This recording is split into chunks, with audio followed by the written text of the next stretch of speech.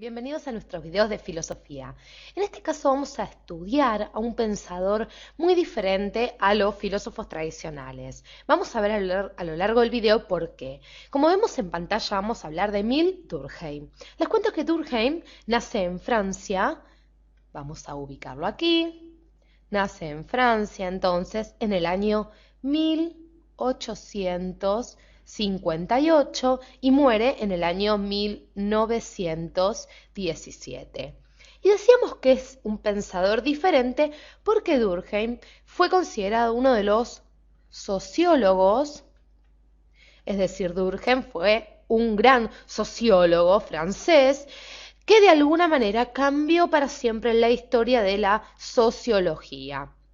Pero vamos a descubrir, vamos a ir viendo a lo largo de nuestro video las premisas principales de su pensamiento desde el aspecto, como decíamos, sociológico.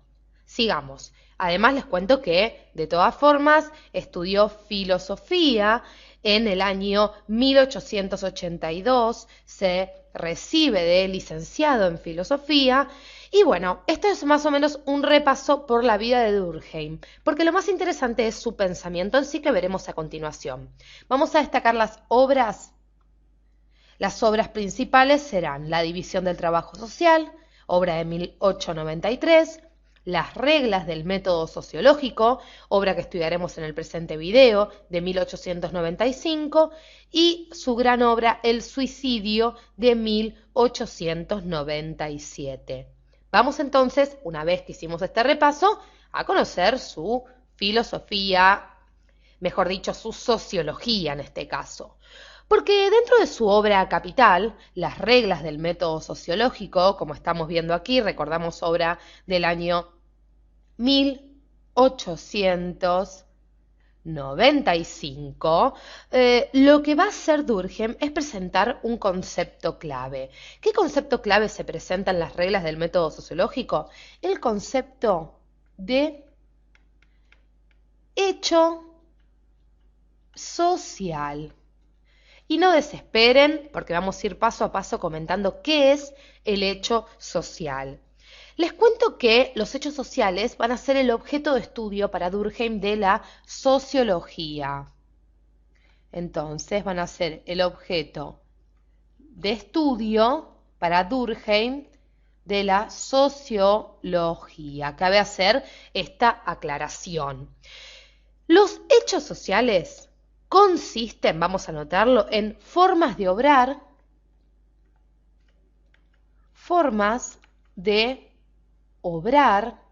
así como también formas de pensar,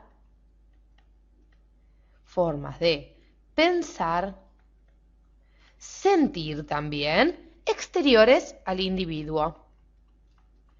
Exteriores, entonces, al hombre. Vamos a hacer el típico dibujito del hombre que solemos hacer en nuestros videos de Educatina.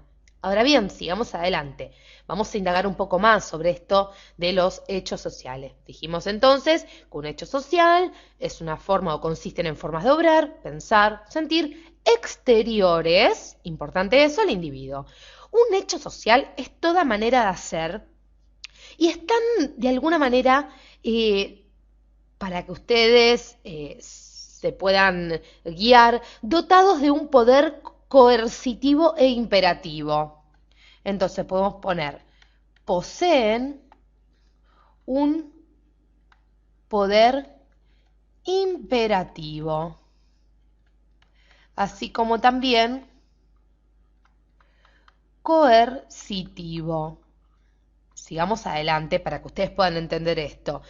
Porque lo que dice Durkheim es que estos hechos sociales poseen un poder imperativo y coercitivo en virtud del cual se imponen a los hombres, les guste o no. Entonces, los hechos sociales se nos imponen. Así directo nos dice Émile Durkheim. Nos guste o no, los hechos sociales, debido a su carácter imperativo y coercitivo, se nos imponen, nos guste o no a nosotros los individuos. Los hechos sociales, además, vamos a hacer un breve espacio, queremos mantener aún las características, los hechos sociales tienen su sustrato en la sociedad. Vamos a ponerlo aquí. Tienen entonces su sustrato en la sociedad. Y de a poquito a lo largo de este video vamos a ir descubriendo, completando esta idea de los hechos sociales. Entonces, tienen su sustrato en la sociedad.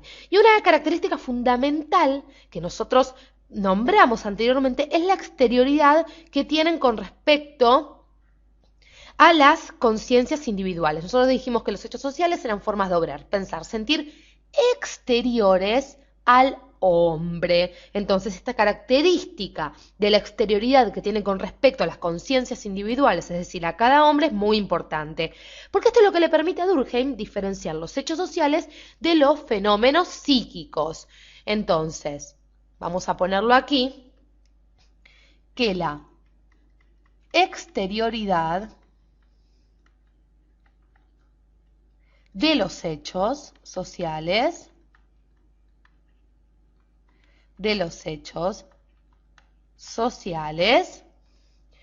permite entonces, vamos a ponerlo así, permite diferenciar entre lo que son entonces, como decíamos, los fenómenos psíquicos,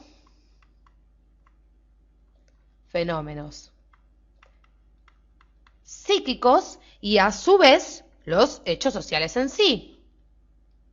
Vamos a poner la diferencia, los hechos sociales. Y vamos a completar aún más esta idea de la diferencia gracias a la característica que poseen de su exterioridad.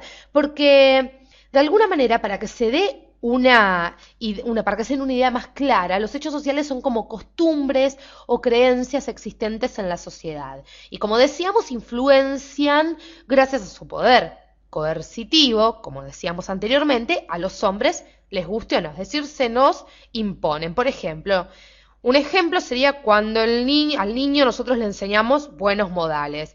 Le enseñamos al niño buenos modales, les guste o no. Tienen un poder imperativo, coercitivo. Recuerden esto. Para que exista un hecho social, vamos a hacer un nuevo espacio, porque esta idea también es muy interesante. Vamos a volver a poner este concepto entonces de hecho social. Y lo que decíamos nosotros es que para que exista un hecho social debe haber varios individuos que hayan mezclado sus acciones. Entonces, para que exista varios hombres, varios individuos, deben haber mezclado sus acciones, haber mezclado entonces sus acciones. Seguimos adelante. ¿Por qué? Porque esta combinación, a su vez, va a dar, dice Durkheim, algo nuevo. Es necesario que esta combinación, que esta mezcla de las acciones entre un grupo de hombres haya dado entonces ni más ni menos que algo nuevo. Inclusive Durkheim sostiene que para comprender la forma en que la sociedad se representa a sí misma y al mundo que la rodea, hay que considerar la naturaleza de la sociedad misma y no la de los particulares. Entonces, vamos a hablar siempre de sociedad, es decir, de conjunto de personas, y no a entender el hecho social desde cada individuo. Por eso se establece la diferencia entre fenómenos psíquicos, recordemos, y entre, como decíamos, hechos sociales. Sigamos un poquito más. ¿Por qué? Porque quise resaltar un concepto clave también en las reglas del método sociológico. El concepto de institución. Ahora vamos a ver por qué. Les cuento que, como nosotros pusimos aquí, se llama institución a todas las creencias y modos de conducta instituidas por la colectividad. Es decir, por un grupo de personas. Entonces, ¿por qué nosotros quisimos destacar este concepto de institución? Porque, gracias a esto, Durkheim nos va a decir que la sociología se puede definir como la ciencia de las instituciones, de su origen y de su funcionamiento. Muchas gracias por acompañarnos hasta aquí. Esperamos que sigan viendo nuestros videos en Educatina de filosofía, de historia, de biología y todos aquellos en los cuales estén interesados. Gracias.